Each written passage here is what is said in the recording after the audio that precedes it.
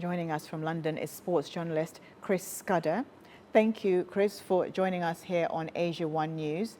Now, the Spanish team are heading home with football's biggest prize. They looked almost flawless throughout the tournament. What does this win mean for Spain?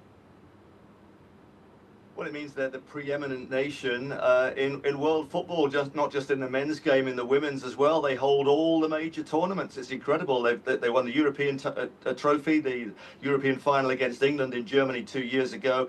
Now they're the world men's champions, and they were also the women's world champions. So something very good has happened in Spain in the last decade and a half, really. They were one of those nations for a long time, a bit like England, who threatened to be very good, but never delivered. But suddenly, their academies produced great players, and they back in the late noughties, so 2008, 2010, the World Cup they won there. In 2012, they won 2 Euros and 1 World Cup. Then there was a bit of a gap, and now they've won another Euros and a World Cup. So they are without a doubt the preeminent world football nation at the moment, men's and women's games. So, and not just at international level as well, because their clubs have dominated as well. Real Madrid and Barcelona, they've won numerous Champions League and Europa League titles as well. So the rest of the world looks and thinks, wow, how are they doing this? Great coaches all over the world. They had the coach that won the Premier League with Arsenal, Mikel Arteta, as well recently.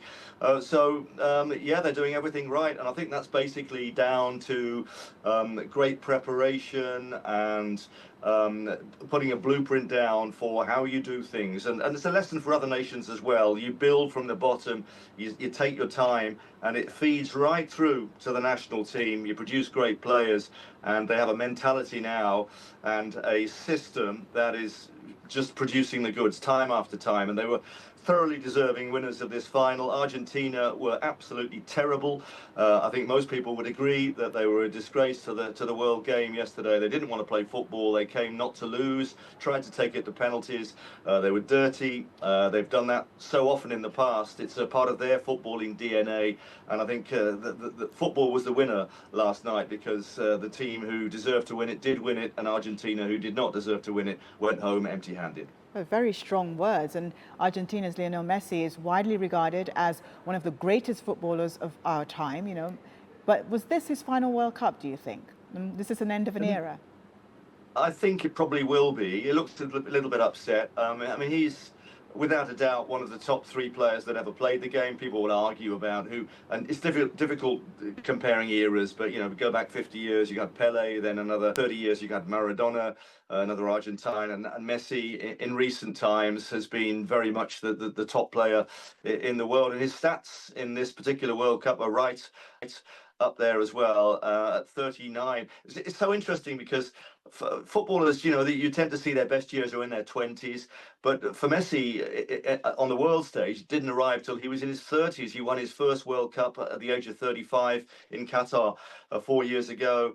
Nearly got there this time as well in a much more inferior team. They weren't great. Messi was very much the star man who got them to the final. But earlier on in his career, in World Cups, it looked like it would never happen for him. In fact, he retired from international football as long ago as 10 years ago. And then he came back and said, no, I'll try again. And it worked for him. He got a deserved World Cup in the end in Qatar 4 years ago. And people thought what a romantic story it would be at the age of 39. And he has been one of the best players in this tournament. In fact, he was voted second best player after the Spanish captain, Rodri. Will he come back in 4 years' time? That'll be in Morocco, Spain and Portugal, and also some matches, because it's the 100th anniversary of the World Cup. There will be some games in South America as well. I don't think he will. He'll be 43 then. And I think we're going to see some live pictures, are we? I believe we are, yes. We're just waiting to see some live pictures. Now, Chris, you have covered about 9 World Cups and have just returned from the United States. How does this one compare to the others that you have witnessed? Starting tomorrow, including how we pay for them. Last one in Qatar, which I thought was artificial. It didn't have the same authenticity that you get from traditional football countries. And you can say the same about America. Things happened where the kind of the hydration breaks was a very American thing. The halftime show in the World Cup final, it was all for the American audience, and VAR as well, still controversial. So it was a successful World Cup. Whether it's the best one ever, I don't know about that. That will be argued, but certainly the numbers, the money that was made, the fans don't care about the money that was made. They want to be able to afford to go, and the ticket prices were far too high. There were plenty of controversies as well. Donald Trump interfering, that incredible episode when he managed to get a red card overturned, which we'll all remember this World Cup for. So it was politicized from the start. I think that was not a good thing. But the football was good, and there were some great stories. Cape Verde and some of the smaller nations, Curacao as well. And I think the blueprint for FIFA now will be to make football more. Is sports journalist Chris Skudder joining us from London.